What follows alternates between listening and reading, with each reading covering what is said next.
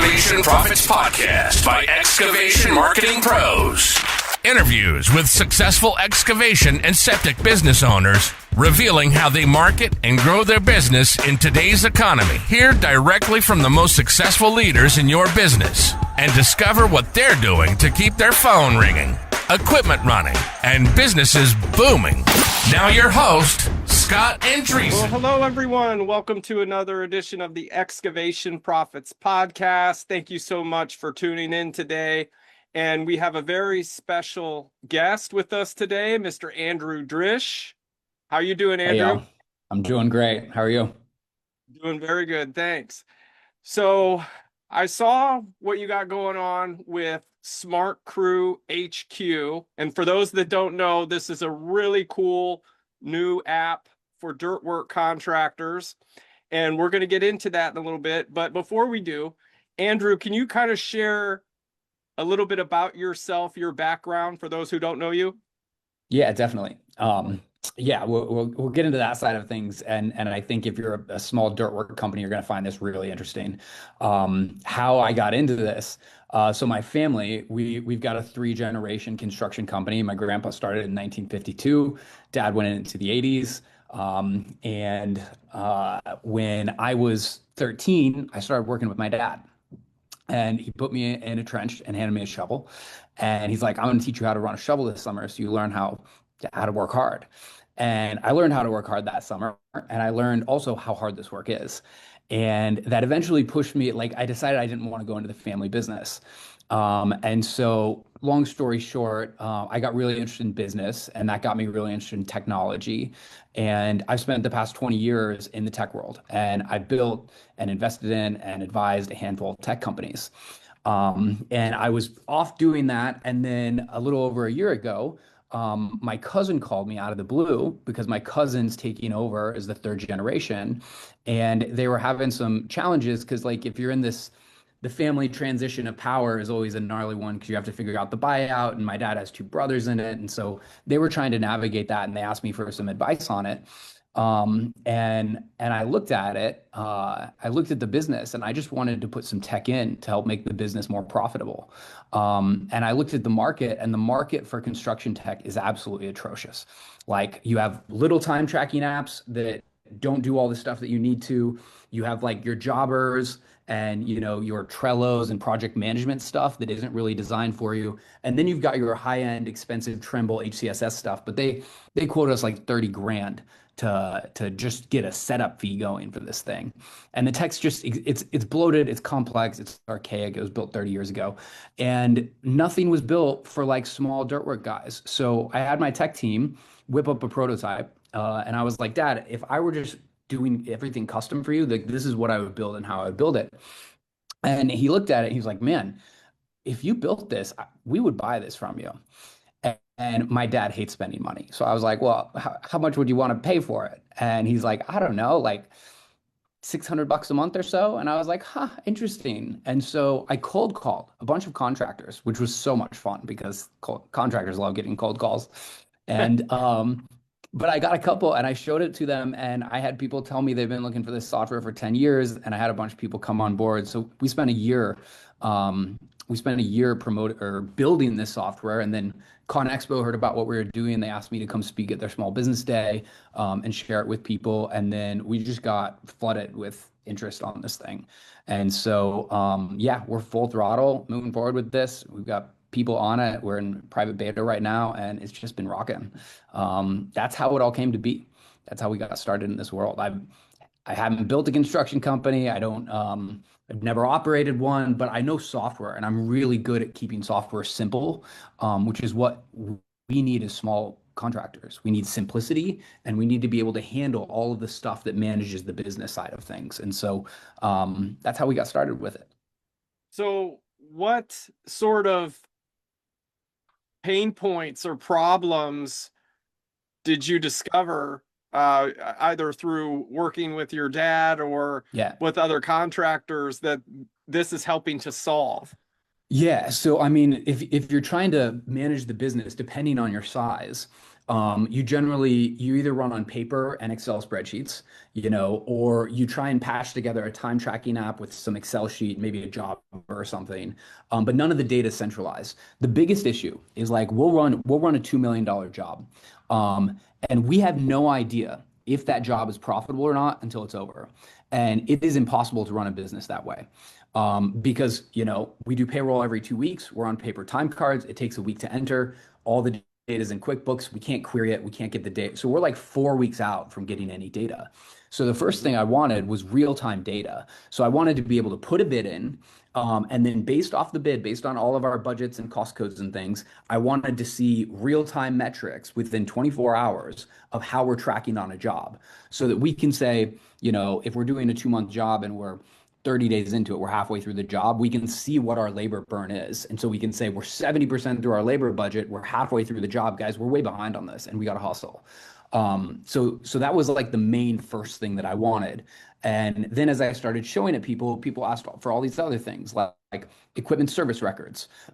We store all of those in Excel, and we have no way of really managing that. So we built in a service record management side where if someone's out in the field and they see they're on a piece of equipment that needs an oil change, they fill out a service request from the mobile app. It takes 2 seconds. And then that goes into a project management queue for your shop. And now you can manage your entire shop. You have all your service records tagged on each piece of equipment. All that data gets tracked. Does that make sense so far? It does. I guess a question that I have that others might be having is, it is tracking expenses, you mentioned, correct? Yeah. And so is it like tying into QuickBooks, or where is it getting that kind of information so they can be confident in their numbers? Yeah, so we have all of the functionality a standard time tracking app would have. So that's where we start. Is like people are logging their hours, they're logging their equipment hours, cost codes if you're using those things. That gets pushed into our database. That's what gives us all the metrics on the projects and things. So does that make sense? How that data is coming from? Yeah, okay. Very because good. most time tracking apps, you record your time and equipment, but then that just goes into like a payroll thing, and it doesn't actually tag that to a project and allow you to run your budget on the project and see the data in real time. So that's where we pull the data from. Obviously, there's material orders and stuff like that you can enter into this and track as well. And then we're building in integration into QuickBooks so that all this data will just pass straight into QuickBooks for you. So you're not having to double entry. You just got it all in one place for you. So you mentioned how it is letting Dirtwork contractors know if they're profitable, if they're going to be profitable in advance, basically, right? Yeah. Okay, so can you like give an example of that, or show, or would it be better to show an example? Yeah, I can totally show you. Yeah. So for people that like tune in later on YouTube, they can visually see it, but then we can like, talk it out for those on the podcast as well. Yeah. That would be cool. Let's go ahead and do that then. I'm gonna open that up to you. Yeah, I'll show you this exactly. You can see how some of this stuff functions, which is really cool. So what you're looking at here is kind of just a main dashboard, and this shows everything that's happening in the business. So you can look at your labor expense, material expense, equipment expense. You can sort it by day, by week, by month, and these numbers all update here. And this is dummy data, just so you know, it's a test account. You've got your employee map here. So we have this cool GPS functionality where you can actually see where your employees are. If you want to do that, you don't have to enable it if you don't want to. So you can see where people are day of. You can see everybody who's clocked in, clocked out, what they're working on. This shows all your activity logs like PTO requests, service requests, things that are happening across the business right here.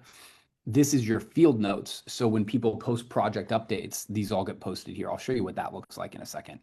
The question around budgets, when I originally built this is the page that I wanted the most. And this is a page that would basically show us all of our, my internet's a little slow today. This would show all of our projects right here, and then it shows progress and it shows revenue and expenses on this. And the expense numbers get updated every day. So if I go down to a project page, This is what a project view looks like. So you have all your project data up here. You've got your bid at a high level, so revenue, expenses, and profit, what you're expecting on it.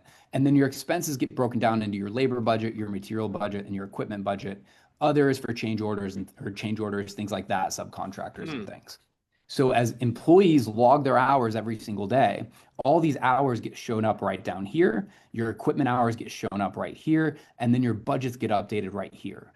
So this is what gives us our in real time data so that we can look at the bid and be like, all right, this is our labor budget. This is how much we burned on it so far. That makes sense so far?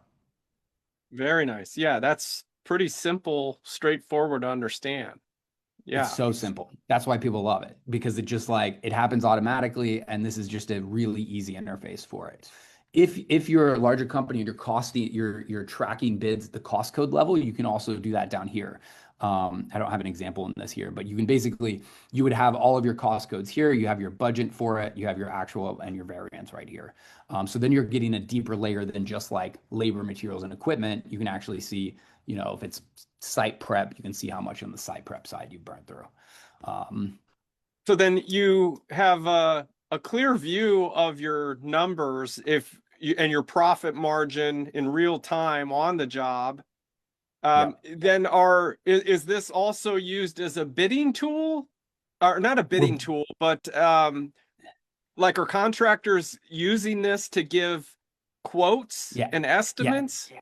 It's going to be so great. We're building the bid tool this summer. Wow. I'll show you two other things. So we have a CRM pipeline. So and I'll come back to projects, but another thing, we do a terrible job of when people call, we write it on a sticky note, for a project. And so we built this pipeline in here. So when somebody calls now, you just add a deal, pick the customer, say the deal name, the value of it. All your activities tracked here. All your follow-up items get logged here. You have documents to upload the bids and stuff here, and the notes go here. So now you can see all the leads that are in the bank. Once you put a bid together, all the proposals are right here. So you know everything that's out to bid. You know the value of that's in the works. Mm-hmm. Once you're negotiating, you're right here, and then you win it and you click start project. Yeah, go ahead. So just visually, so people listening can understand too, is you have like 5 columns, one for all your leads. The next one is qualified, which would be your qualified leads. And then out of those, the next column's proposal, you're sending out your actual quote. And then the next column's negotiation. So I guess that's the back and forth until it becomes a deal or not. And then you have your final column 1 for when you win the job. And then it's got all the contacts in each column. Yeah, that makes sense. Cool. And then it's got all your sales action items here too.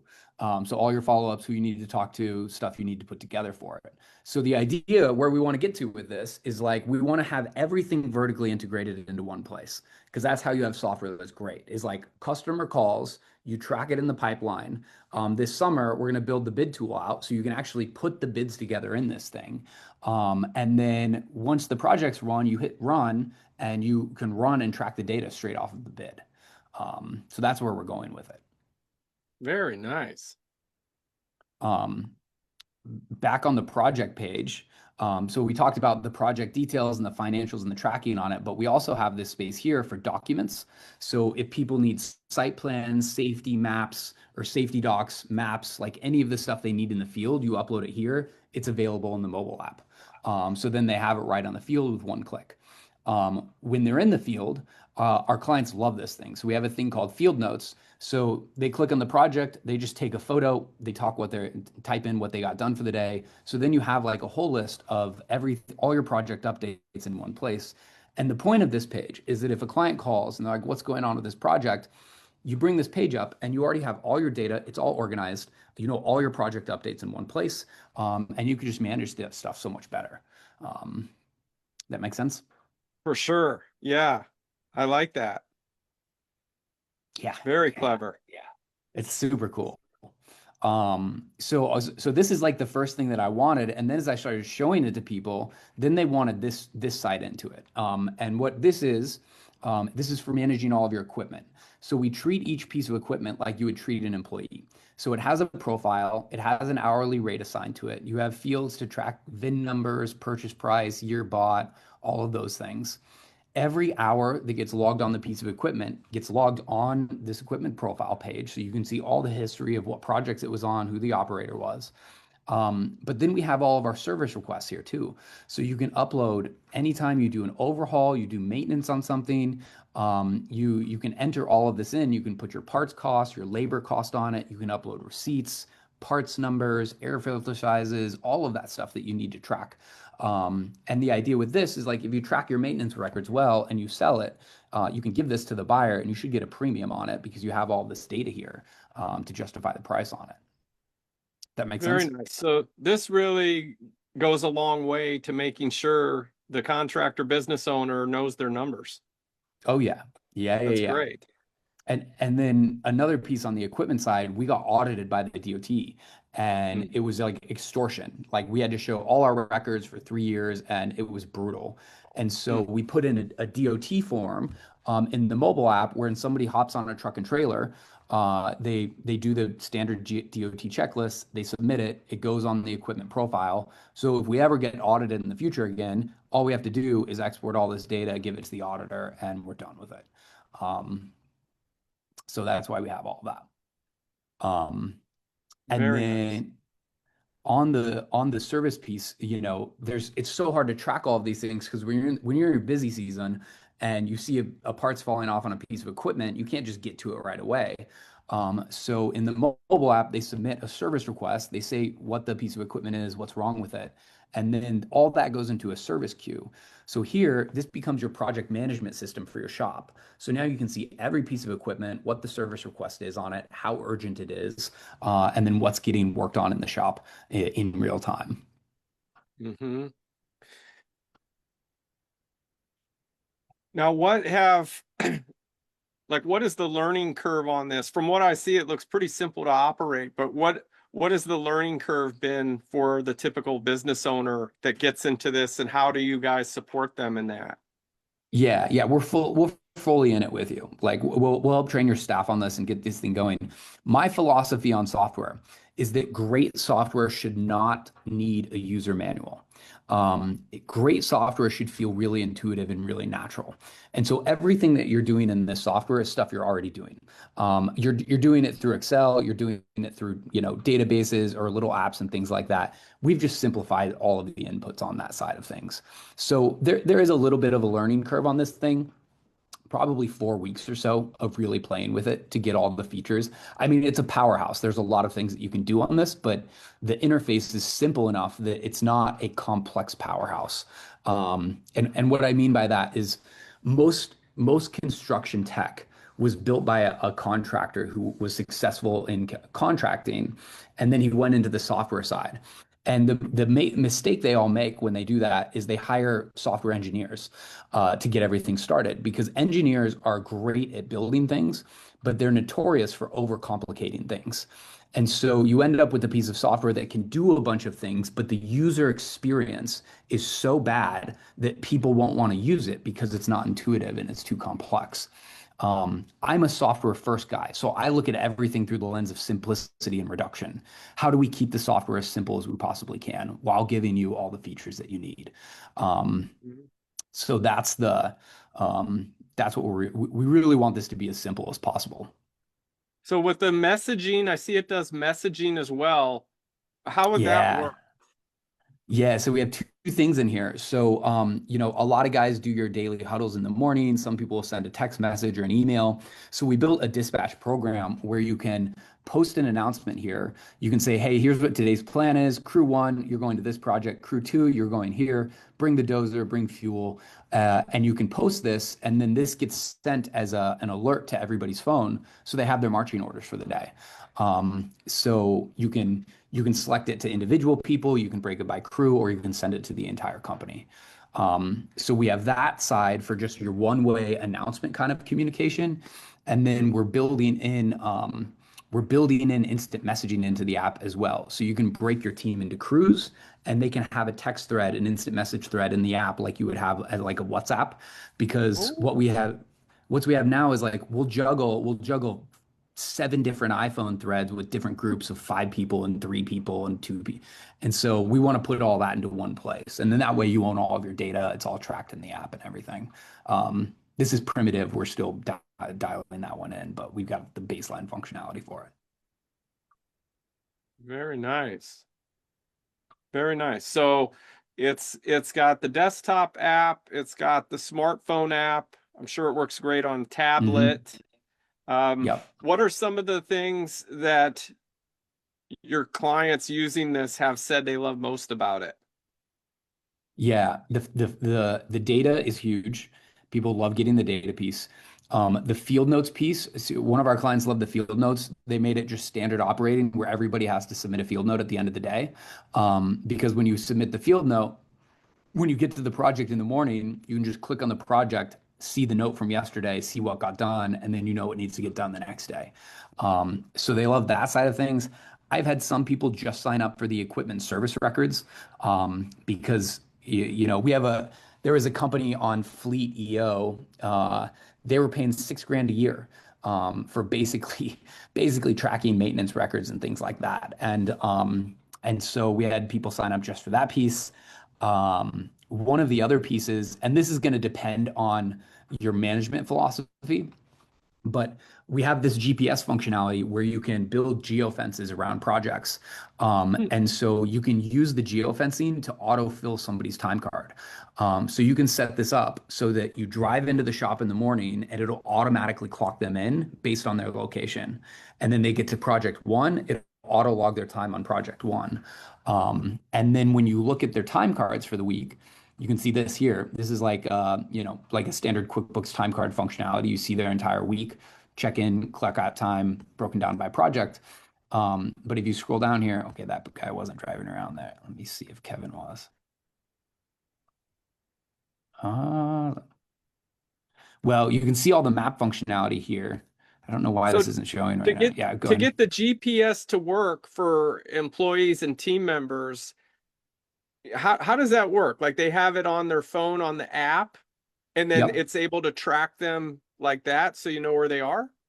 Yeah. And you can turn that on and off. Like that's not a force thing. I'm getting a little bit of a glitch right now on this piece, so I'll show you this. But like the GPSs are here, and then it'll show their like travel schedule and stuff throughout the day. So again, this is like some people love this, some people hate it. You can turn it on and off depending on what your philosophy is on things.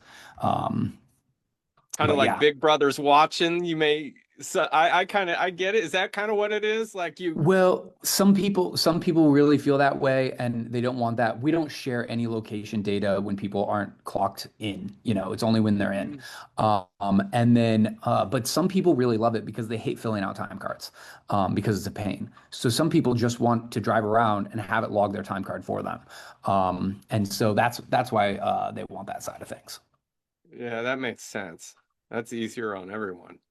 Yeah, totally. Well, when you were putting this together, I mean, this is pretty robust right now, what you got, and you got so much more that you're putting into it. What were some of the pitfalls and things as you were developing this that you had to overcome?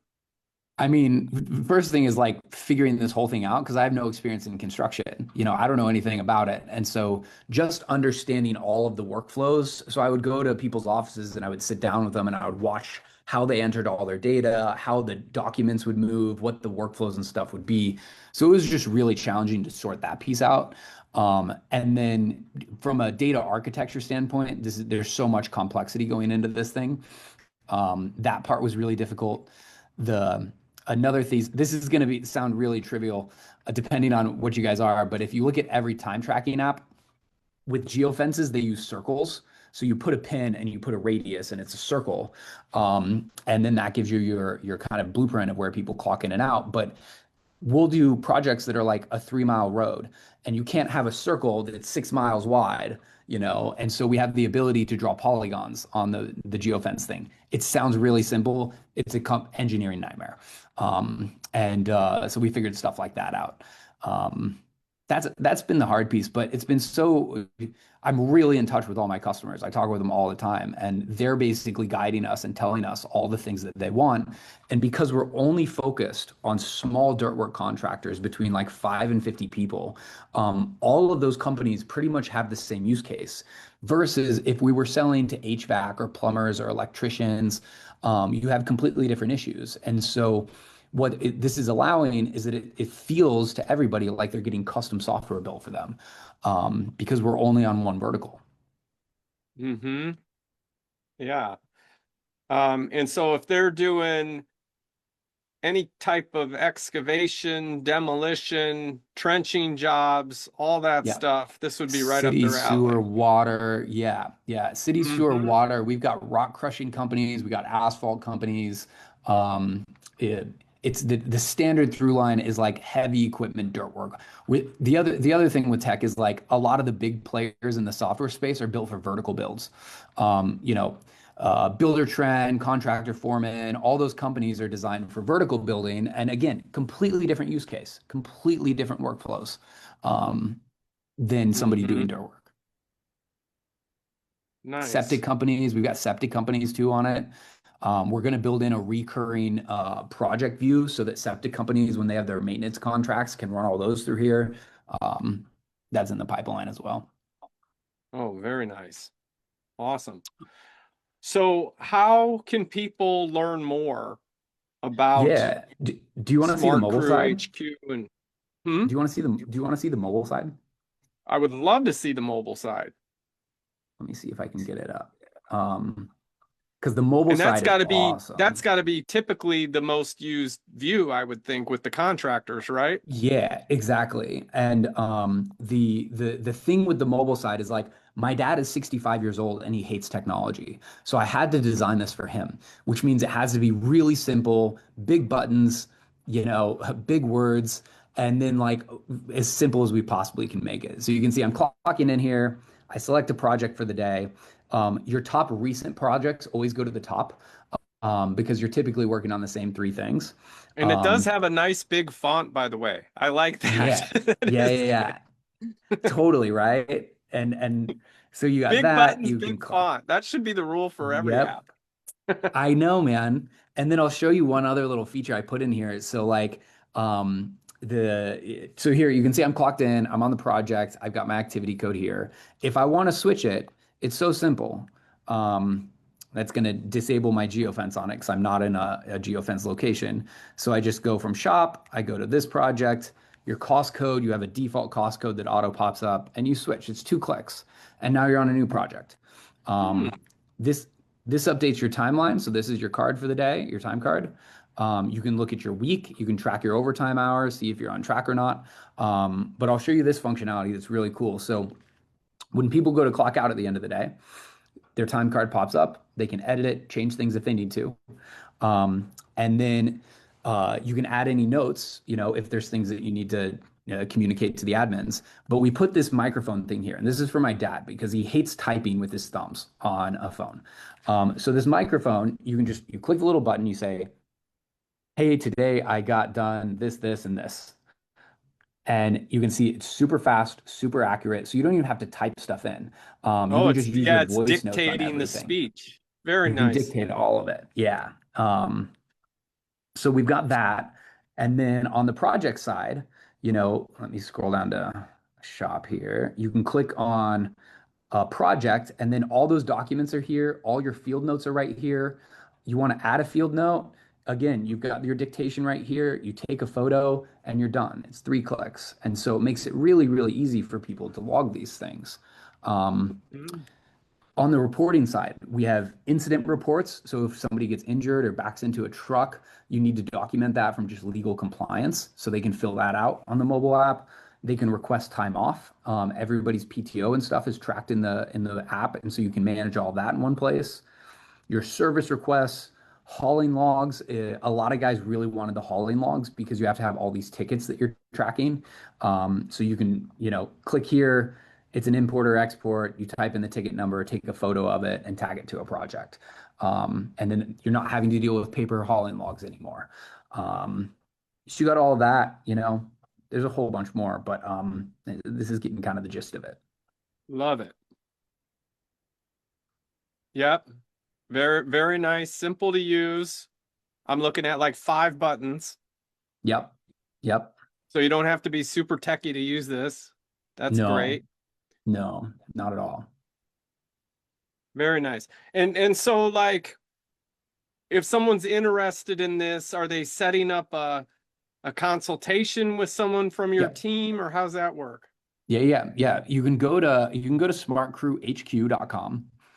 On that, you can watch a demo. So everything that I did here, it's like 10 minutes long. I fly through it to just save you time. But you'll get an idea for how this whole thing functions and the capacity of it. And then if you want that, you just fill out a little form. That'll send it to me. You'll hop on and you'll chat with me. I don't want to outsource any of this stuff at the beginning because I want to talk to all my customers, and I want to know if you look at this and there's a feature that you're like, man, I really wish you guys had this. Tell me and we'll build it in for you. And so that's where you go. You can check all of that, and then we can talk through and show you exactly how this can work for you guys. So far the feedback's been insane. It's been really, really good. Very nice. Maybe I can share the website quick too, if that's all right. Yeah, for sure. Go for it. So this is the website, guys. It's SmartcrewHQ, like Harold Quincy, smartcrewhq.com. This is the site. It looks like you've got a demo on here people can see. Yeah. And this is how they get in touch with you. Nice. Mm-hmm. And yeah, these are easy. some of the companies that you're already working with on this. Yep. Very cool. Yep. It's all Dirtwork contractors. Yep. Very That's good. it. We're not working with anybody else. All right.